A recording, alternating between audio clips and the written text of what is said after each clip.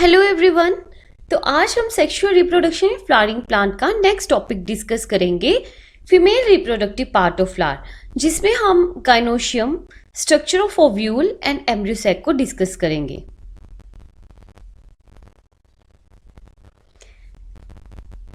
तो सबसे पहले देखते हैं female reproductive part of flower means gynoecium को, जिसे हमने पहले भी थोड़ा सा स्टडी किया था।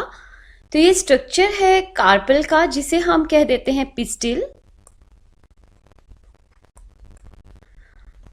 तो ये पिस्टिल के स्ट्रक्चर में, जिसे हम गाइनोशियम भी कहते हैं, देख सकते हैं सबसे ऊपर वाला पार्ट स्टिग्मा है, जिसके ऊपर यहाँ पे पोलन लैंड करते हैं। नीचे स्टॉक लाइक स्ट्रक्चर है, जिसे हम स्टाइल कहते हैं, और उसके नीचे ये जो राउंड स्ट्रक्चर है, इसे हम ओवरी कह देते हैं। ओवरी के अंदर ओव्यूल प्रेजेंट होते हैं और ओव्यूल ओवरी के साथ अटैच होते हैं with the help of a tissue, जिसे हम प्लेसेंटा कहते हैं। तो मैं आपको थोड़ा सा ये बता देती हूँ।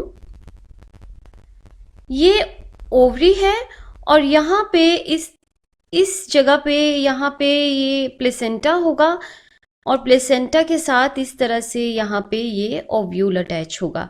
ये ओव्यूल हो गया, ये टिश्यू प्लेसेंटा है। डिफरेंट फ्लावर या प्लांट्स में डिफरेंट तरह से प्लेसेंटा अरेंज होता है, और इसे हम प्लेसेंटेशन भी कह देते हैं।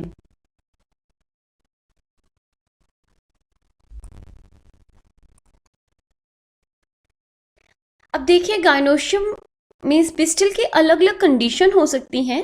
जैसे कि अगर किसी फ्लावर में सिंगल पिस्टिल प्रेजेंट होती है, तो हम ऐसे गाइनोशियम को मोनोकार्पिलरी कह देते हैं। इस कंडीशन को हम, सिंगल पिस्टिल वाली कंडीशन को, अगर एक फ्लावर में सिंगल पिस्टिल प्रेजेंट है तो हम मोनोकार्पिलरी कहेंगे, और अगर एक से ज़्यादा पिस्टिल प्रेजेंट है तो हम मल्टी कार्पिलरी कह देंगे। और अगर बहुत सारी पिस्टिल प्रेजेंट हैं और वो फ्यूज हैं, तो इस कंडीशन को हम सिनकार्पस कह देते हैं। और अगर वो पिस्टिल फ्री हैं, एक दूसरे के साथ फ्यूज नहीं है, जुड़ी हुई नहीं है, तो हम इस कंडीशन को एपोकार्पस कंडीशन कह देते हैं। तो नेक्स्ट हम देख लेते हैं स्ट्रक्चर ऑफ ओव्यूल। हमने अभी देखा कि ओवरी के अंदर ओव्यूल प्रेजेंट होता है। थोड़ा सा हम इसका स्ट्रक्चर डिस्कस करते हैं। देखिए, मैं आउटर लेयर से डिस्कस करूंगी। यहाँ पे सबसे बाहर ये जो यहाँ पे ये लेयर्स दी हैं, दीज आर इंटेगुमेंट्स। इसके अंदर यहाँ पे ये सारा का सारा टिश्यू जो होता है, इसे हम न्यूसेलस कहते हैं। ये डिप्लॉइड होता है। ये अंदर ये वाला स्ट्रक्चर दिया है एम्ब्रियो सैक, जिसे हम बाद में डिटेल में स्टडी करेंगे जब एम्ब्रियो सैक की फॉर्मेशन को हम कंप्लीट करेंगे। ओव्यूल में हम यहाँ पे ये देख सकते हैं, ये ओपन एंड है, जिसे हम माइक्रोपाइल कहते हैं, और माइक्रोपाइल से ऑपोजिट एंड यहाँ पे इसे हम चलाजा कह देते हैं। अब यहाँ पे ये साइड में स्टॉक है, जिसे हम फ्यूनिकल कह देते हैं। फ्यूनिकल ऐसा स्ट्रक्चर होता है जो ओव्यूल को अटैच करता है प्लेसेंटा के साथ। फ्यूनिकल के साथ यहाँ पे ये डार्क टिश्यू है, जिसे हम रफे कहते हैं। रफे एक्चुअली में रिच होता है, जो कि फ्यूनिकल को ओव्यूल के साथ फ्यूज करता है या जोड़ता है। और यहाँ पे एक और स्ट्रक्चर आता है, मैं आपको थोड़ा सा बता देती हूँ। मान लीजिए ये प्लेसेंटा है, और इस तरह से ये स्टॉक है, और यहाँ पे ये ओव्यूल है, तो ये फ्यूनिकल होगा। और यहाँ पे ये वाला पोर्शन जो कि फ्यूनिकल को ओव्यूल के साथ जोड़ रहा है, इस पोर्शन को हम हाइलम कह देते हैं। अब देखिए, मैं थोड़ा सा आपको यहाँ पे बताती हूँ कि जब अभी तक एम्ब्रियो सैक की फॉर्मेशन नहीं हुई होती है, तो यहाँ पे इस तरह से पूरे सेल्स भरे पड़े होते हैं, जिसे कि हम मास ऑफ सेल्स को न्यूसेलस कह देते हैं। ये डिप्लॉइड पेरेन्काइमेटस सेल्स होते हैं, और यहाँ पे ये पूरे ही फील्ड होंगे। अब आइए पहले हम डिस्कस कर लेते हैं कुछ ओव्यूल के बारे में इंपॉर्टेंट पॉइंट्स। देखिए, एंजियोस्पर्म में बाइटेगमिक ओव्यूल होता है। बाइटेगमिक मतलब 2 इंटेगुमेंट्स। और जिम्नोस्पर्म्स में आपको यूनिटेगमिक ओव्यूल देखने को मिलता है, मतलब कि यहाँ पे सिंगल इंटेगुमेंट होगी, सिंगल इंटेगुमेंट प्रेजेंट होगी। अगर न्यूसेलस अगर किसी ओव्यूल में न्यूसेलस कम है तो ऐसे ओव्यूल को हम टेनिन्यूसेलेट ओव्यूल कह देते हैं, और अगर प्लेंटी ऑफ न्यूसेलस प्रेजेंट है तो हम ऐसे ओव्यूल को क्रेजिन्यूसेलेट कह देते हैं। देखिए जनरली क्या होता है, जब एम्ब्रियो की डेवलपमेंट होती है तो न्यूसेलस कंप्लीटली एब्जॉर्ब हो जाता है, कंज्यूम हो जाता है, बट कुछ सीड्स में ये न्यूसेलस प्रसिस्ट करता है, रहता है, टोटली कंज्यूम नहीं होता है। ऐसी सीड्स को हम पेरिस्पर्मिक सीड्स कह देते हैं। This is very very important point. अब एम्ब्रियो सैक के डेवलपमेंट को देखते हैं हम।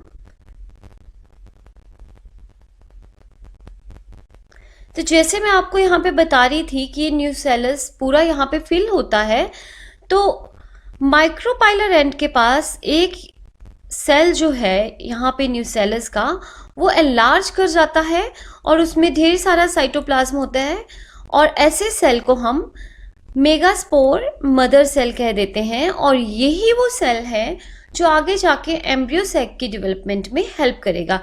तो आइए अब हम डिटेल में एम्ब्रियो सैक की डेवलपमेंट को देखते हैं। तो अब ये मेगास्पोर मदर सेल है, ये इसका माइक्रोपाइलर एंड है, और ऑब्वियसली इसके ऑपोजिट एंड में चोलाजल एंड होगा यहाँ पे। अब यहाँ पे क्या है कि सबसे पहले होगी मियोसिस 1। ध्यान रखना मैं मियोसिस कह रही हूँ, मियोसिस होगी।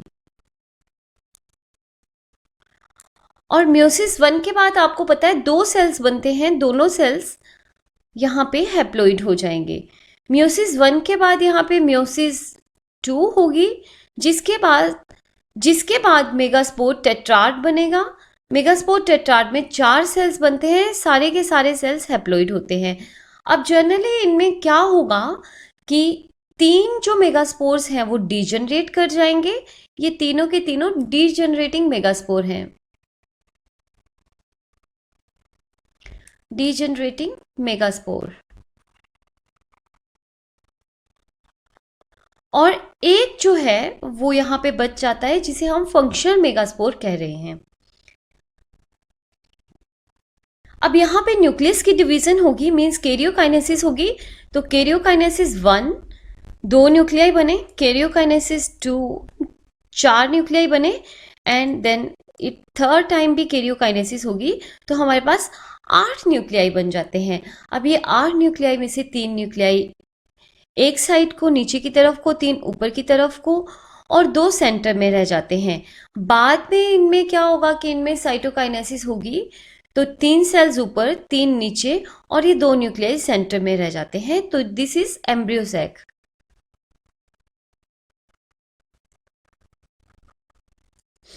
अब ये एनसीईआरटी के डायग्राम में बताया हुआ है।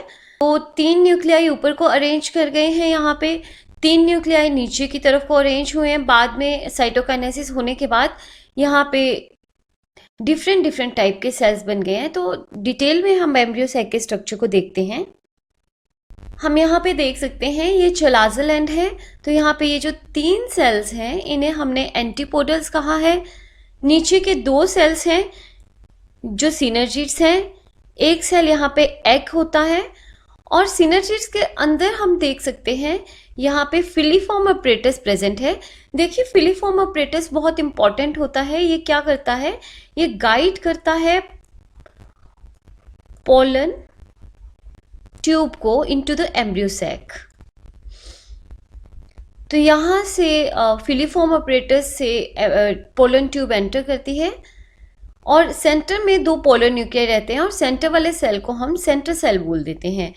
तो हम यहाँ पे देख सकते हैं कि 8 न्यूक्लियाई और यहाँ पे 7 सेल स्ट्रक्चर जो है वो बना है। तो इस टाइप के एम्ब्रियो सैक को हम पोलीगोनम टाइप एम्ब्रियो सैक कह देते हैं। और ये एम्ब्रियो सैक जो है ये मोनोस्पोरिक एम्ब्रियो सैक है, क्योंकि सिंगल मेगास्पोर से ये डेवलप हुआ था। कैसे, मैं आपको बताती हूँ। हमने यहाँ पे देखा था कि 3 मेगास्पोर डीजनरेट हो गए थे और एक ही फंक्शन मेगास्पोर बचा था, और एक ही फंक्शन मेगास्पोर से एम्ब्रियो सैक अराइज हुआ। इसीलिए ऐसे एम्ब्रियो सैक को हम मोनोस्पोरिक एम्ब्रियो सैक भी कह देते हैं। एक चीज मैं आपको यहाँ पे और बताने चाहती हूँ कि ये एनाट्रोपस ओव्यूल है। अपसाइड डाउन हम देख सकते हैं यहाँ पे ओव्यूल है। जनरली हमें मोस्ट ऑफ द एंजियोस्पर्म में एनाट्रोपस ओव्यूल देखने को मिलता है। वैसे ओव्यूल की डिफरेंट डिफरेंट टाइप्स होती हैं, तो हम एक ही तरह का यहाँ पे ओव्यूल स्टडी करेंगे जो मोस्ट ऑफ द एंजियोस्पर्म में पाया जाता है। That's all for today. Thank you so much.